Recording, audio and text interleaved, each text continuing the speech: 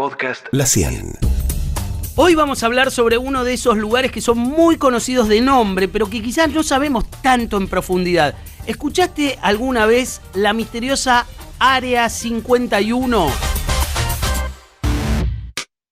Nos ubicamos en los primeros tiempos de la Guerra Fría. Estados Unidos comenzó a hacer pruebas con aviones espías y así empezó el programa que se llamaba U-2, U-2. Como necesitaban un lugar aislado y secreto, las autoridades encontraron el sitio perfecto. ¿En dónde? En el desierto de Nevada, a 160 kilómetros de Las Vegas, y donde se encontraba una antigua base. En el mapa, el terreno figuraba con el nombre que pasaría a la historia: Área 51. El primer vuelo del U-2 se realizó en agosto de 1955 y era un gran avance tecnológico porque podía volar a mucha más altitud que otros aviones. Hasta ahí no había ninguna cosa rara, pero en una de las pruebas, los radares del avión detectaron objetos voladores no identificados. Sí, ovnis. Y ahí empieza el mito.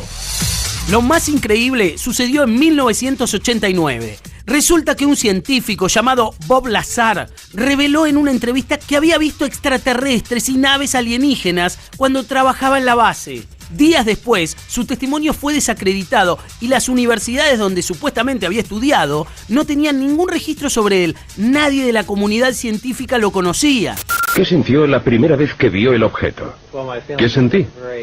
Bueno, volviendo atrás en el tiempo, la primera vez que vi la astronave fue cuando entré en el hangar y me dije, esto explica por fin todos esos avistamientos de ovnis. Es un vehículo militar secreto en fase de experimentación y ya está. En realidad fue la segunda vez que lo vi, al entrar en su interior, cuando me di cuenta de lo que estaba sucediendo.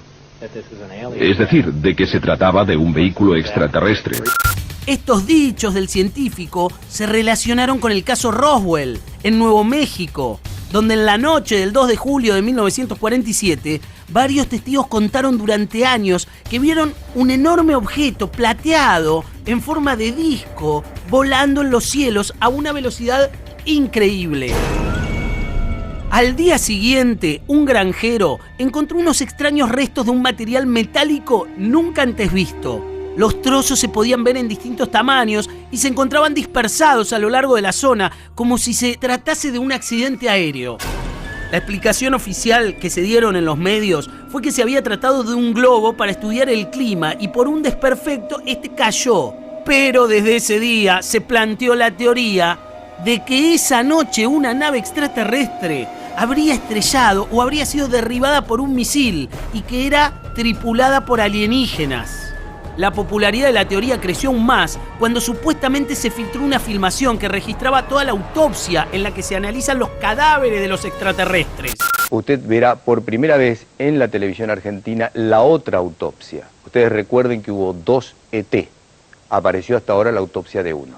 Quizá usted vea con las mismas prevenciones y las mismas dudas que se dio en la anterior, la otra autopsia. Lo cierto, y que nadie puede discutir, es que los alrededores de este Área 51 hoy están patrullados por guardias de seguridad armados. Y un dato curioso es que en 1995 Bill Clinton firmó una orden para evitar el control de residuos peligrosos en la base. Dicen que esto se hizo para que ninguna persona ajena a la base tenga acceso al interior. Otras teorías cuentan que en ese lugar se realizaron pruebas químicas y hasta se llegó a decir que fue donde se creó el primer dron en 1962. Lo cierto es que la CIA no reconoció la existencia de la base hasta el año 2013 por la desclasificación de documentos secretos de la agencia. Hablamos del programa U-2 que le dio origen a la banda, hablamos de Área 51 que trajo muchos mitos, leyendas y hasta películas hechas en base a esta historia. Ahora que conoces esta data, ¿qué pensás del Área 51? Podcast La 100.